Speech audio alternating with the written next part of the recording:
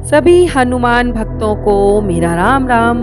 दोस्तों, आप सभी को नववर्ष की बहुत बहुत शुभकामनाएं और बाबा आप सभी को ढेर सारी खुशियां दे और आपकी मनोकामना पूरी करे।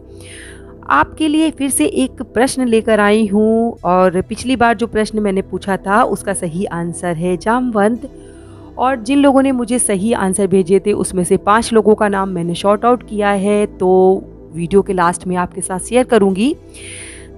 जानने के लिए देखते रहिए हमारा ये वीडियो लास्ट तक। और आज का मेरा प्रश्न ये है कि जब माता सीता से हनुमान जी की पहली बार भेंट हुई थी तो माता सीता जी ने अपनी कौन सी एक वस्तु हनुमान जी को दी थी प्रभु श्री राम को दिखाने के लिए, उनकी पहचान के लिए। तो आपको ऑप्शन बता रही हूँ। सबसे पहले पे है कंगन, दूसरे पे है अंगूठी, तीसरे पे है पायल और चौथे पे है चूड़ामणि। तो जल्दी से मुझे अपना आंसर कमेंट करके बताइए ताकि आपका नाम मैं अगले वीडियो में लोगों के साथ शेयर कर सकूं। दोस्तों, आज मैं आपके लिए फिर से एक सच्ची घटना लेकर आई हूँ जो मेरे घर में ही घटित हुई है। और अगर आपकी भी कोई ऐसी सच्ची अनुभूति हो जो आप हमसे शेयर करना चाहते हैं तो स्क्रीन पे दिए जा रहे ईमेल एड्रेस पे आप हमें मेल कर सकते हैं। दोस्तों, बात उस समय की है जब कोविड की दूसरी लहर आई थी पूरी दुनिया में, जिसकी वजह से तबाही मची हुई थी। जाने कितने लोग हमें छोड़कर चले गए थे, हमारे खास परिवार के परिवार उजड़ गए कोरोना की वजह से। उसी समय की आपको एक्सपीरियंस शेयर कर रही हूँ जो मेरे घर पे हुआ था। शायद बात मार्च लास्ट की है या अप्रैल शुरुआत की होगी। उस समय डेंगू भी बहुत ज़ोरों शोरों से फैल रहा था और हमारे शहर में सभी लोगों को, मेरे मतलब मोहल्ले में मुझे लगता है कि ऐसा कोई घर नहीं था जिसमें फ़ीवर के मरीज़ ना हों, और ज़्यादातर लोगों के घर में ऐसे ही हो रहा था। तो मेरे परिवार में भी पहले मुझे फ़ीवर हुआ, फिर मेरे हस्बैंड को फ़ीवर हुआ, फिर बड़े बेटे को फ़ीवर हुआ, जो 4-5 दिन में नॉर्मली ठीक हो गया था। लेकिन जब छोटे बेटे की बारी आई फ़ीवर होने की तो उसका फ़ीवर कुछ अलग तरीके से था। उसको 4-5 दिन बीत चुके थे फ़ीवर चढ़े हुए और उसका फ़ीवर उतर नहीं रहा था। उसको फ़ीवर के साथ साथ बहुत अलग सिम्टम महसूस हो रहे थे, बेचैनी होना, और उसको नींद नहीं पड़ रही थी, भूख तो बिल्कुल उसको लग ही नहीं रही थी, चिड़चिड़ाहट हो रही थी। और जो मैं उसको दवाइयाँ दे रही थी, डॉक्टर ने जो एडवाइस की थी वो दवाइयाँ बिल्कुल भी असर नहीं कर रही थी।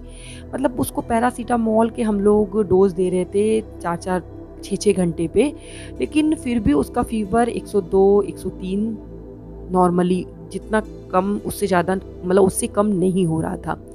बहुत बेचैनी बढ़ गई थी हम लोगों को। तो डॉक्टर ने एडवाइस किया कि आप ये 3 दिन दवा खिला लीजिए और उसके बाद आप डेंगू की जांच कराइए और हो सकेगा तो आपको कोविड की भी जांच करानी पड़ेगी। तो कोविड का नाम सुनते ही हम लोगों के हाथ पांव फूल गए। देखिए, मुझे बाबा पर बहुत विश्वास है, मुझे मालूम है कि मेरे घर में किसी को कोविड नहीं हो सकता। उस समय मेरा विश्वास इतना ज़्यादा पक्का था और इस समय भी पक्का है। तो मुझे ये विश्वास था कि कोविड नहीं होगा। लेकिन जब इस तरीके के सिम्टम्स उसके शरीर में हो रहे थे तो कहीं ना कहीं मन में शंका का छोटा सा एक बीज जैसा, आपको बताऊं तो वो मेरे मन में उठ रहा था कि कहीं कोविड तो नहीं हो गया। तो डॉक्टर की सलाह पे जब डेंगू की जांच कराई गई तो वो नॉर्मल थी, निगेटिव थी। मुझे और ज़्यादा डर लगने लगा कि अब ऐसा ना हो कि कोविड हो गया हो, क्योंकि बच्चे हैं, इधर उधर घूमते रहते हैं, तो हो सकता है कि कहीं से उसको लग गया हो। लेकिन मुझे एक दिन मैं पूजा कर रही थी बैठ के सुबह, मेरा मन बहुत बेचैन था, उसकी तकलीफ़ देखी नहीं जा रही थी, क्योंकि घर में सबसे छोटा होने की वजह से सबका दुलारा है, हम लोगों को उससे बहुत लगाव है। तो हम लोग बहुत परेशान थे कि वो खाना नहीं खाता था, ठीक से ढंग से सो नहीं पाता था, तो हम लोग भी रात रात भर जगते थे। मैंने बाबा से प्रार्थना की तो मुझे ऐसा आभास हुआ कि मुझे जो बालाजी से मैं जल और भभूत लाई थी वो दे देनी चाहिए। मैंने पहले भी कई बार बालाजी के जल और भभूत की शक्ति को महसूस किया है और अपने घर में जब बच्चे बीमार होते हैं तो उनको दिया है और उससे लाभ मिला है। तो पर उस समय मुझे याद नहीं आ रहा था जल और भभूत देने का, जो बाबा ने मुझे याद दिलाया कि ऐसा ऐसा मैं कर दूं, और मैंने उसी समय उसको भभूत दी। उसके बाद रात में उसको सोने से पहले भभूत और जल दिया।